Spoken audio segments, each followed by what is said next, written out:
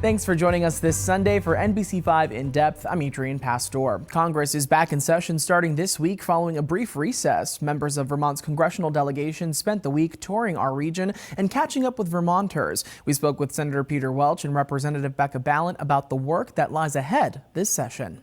Vermont's congressional delegation is heading back to Washington. It follows a week spent at home in the Green Mountains, connecting with neighbors and discussing concerns over fuel prices, the war in Iran, and administrative shakeups. We're doing these coffees and listening sessions and talking to Vermonters. And, they're really concerned about what's going on in Iran, the well-being of our troops who are over there. There's so many changes that happen day to day, really, when it comes to possible ceasefires, a possible end to the overall war. Talk to me a little bit about just the overall communication that's been happening across the board when it comes to any of the developments that we've been hearing. Well, you're getting to the heart of what I think is a real constitutional challenge that we have. You have executive overreach. You have the president on his own unilaterally deciding to go to war. You have the president unilaterally deciding to assess taxes with these tariffs that are really, really hard on our farmers and our businesses. You have the president taking away the power of the purse, spending money where he wants to, not where Congress authorized it.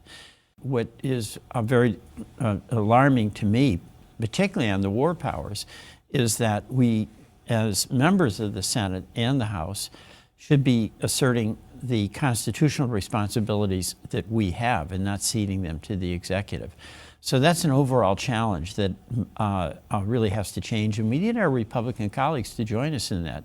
Regardless of the policy, we have a job to do, and we should take responsibility. It was not laid out for us why exactly we entered into this war in the first place, and the reasons given for the war changed hour by hour, almost.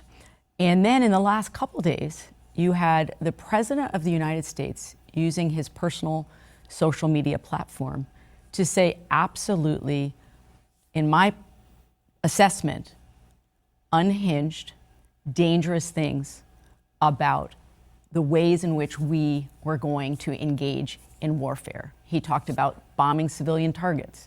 He talked about bombing Iran back to the Stone Age. He talked about destroying an entire civilization, making the presumption that what he's talking about is nuclear war. We've never seen anything like this from any presidential administration. It's deeply disturbing. It's very dangerous, not just for Iranians, not just for that whole region, but for us. Because when we put out statements from the President of the United States saying that we are open to bombing civilian targets, those are war crimes.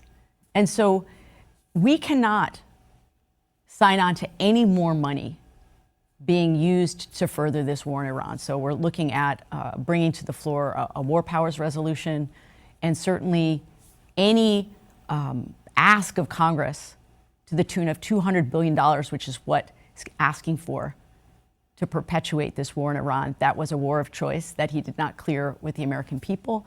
That money is going to take money away from the programs that Vermonters rely on. It's the home front domestic programs that are going to hurt if we continue to spend this kind of money. Do you think that there will be more of a backing this time around for this war powers resolution? This will be the first time that a vote like that has come onto the floor. I do, because I know that there are Republicans in Congress who believed deeply in the president's stated goals during his campaign, which was we were going to stay out of foreign wars, we weren't going to be spending that much money on the Pentagon, and they are feeling very uncomfortable that they're in a position now of supporting something that they themselves came out publicly against during the campaign.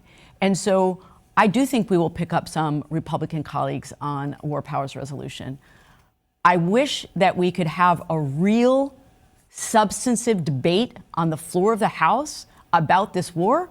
That hasn't happened because this administration will not come before Congress to make the case. Articles of impeachment have been filed against President Trump, led by Democratic Congressman John Larson of Connecticut, who says the president is growing more unstable by the day. The Republicans control the House, the Senate, and the White House.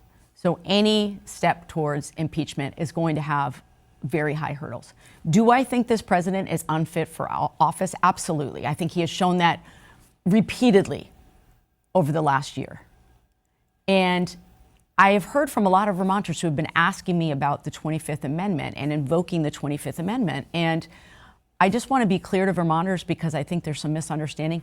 Members of Congress cannot invoke the 25th Amendment. That is something that the vice president can do in coordination with a majority of the cabinet. Vermonters are horrified to see that we've been bombing schools along with Netanyahu and hospitals. So I think that call for impeachment of the 25th Amendment all reflects the dismay people have, particularly as exemplified by that tweet where he's going to, quote, end the civilization. And as you know, I voted to impeach Trump twice, so it's a legitimate topic. It's not at all in the realm of possibility that it would succeed. It has to start in the House, and it would take significant Republican support to get it out of the House, and that's unlikely. So where I'm seeing us making real progress is in some of these elections. The midterm elections that are coming up in about 7 to 8 months at this point. What's your outlook for what the Democratic Party needs to focus on? It seems like there's been division over the ideal candidate, but what does the party need to be doing between now and November? Well, there's two things. Number one, the major decision that voters make in an off-year election is their verdict on the incumbent president. And traditionally in off-year elections, the incumbent party, the Republicans in this case, lose seats. The Democrats lost seats in the off-year elections with our Democratic presidents. So that trend is established. But second, what you're seeing in these elections is that it's very dramatic. It could be a blue wave. So the American people get to weigh in finally about what Trump is doing and how he's doing it. The second thing is that the Democrats have to be really connecting to the affordability challenges that people have. And by the way, those affordability challenges don't just affect Democrats. I mean, the challenges to affordable housing, the challenges that our farm community has with tariffs and with oligopoly power where they can't set price, they have to pay whatever they're charged for their inputs. The challenges that people have with health care and how expensive it is, that affects Republican voting families. It affects Democratic voting families. Vermonters want us focused on these issues, these kitchen table issues of how am I going to make life affordable. We have to be listening deeply to young people right now.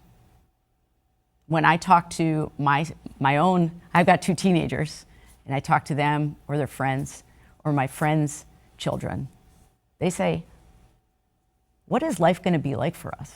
How are we going to be able to buy a house here? How are we going to be able to afford building a family someday when we have, crushing student loan debt? We have to be listening to them and building a movement around working people of this country. That has to be the center of what we do. Whether it's Vermonters or Americans in other states. Recent changes within the administration also lie ahead with the terminations of Kristi Noem and Pam Bondi. Regardless of what comes next, Balint says that she's going back to Washington, fixating her focus on Vermonters and their needs. I think very carefully about the kinds of things Vermonters would want to say on the floor of the House if they had an opportunity to be there. I think about I taught in 4 different rural public schools here in Vermont. I think about all the students that I've had in my classroom and how when you are learning about government, there's an excitement about that, about of the people, by the people, and for the people. And so I want people to know that I still deeply believe in that and that I believe that we are going to turn a corner on this.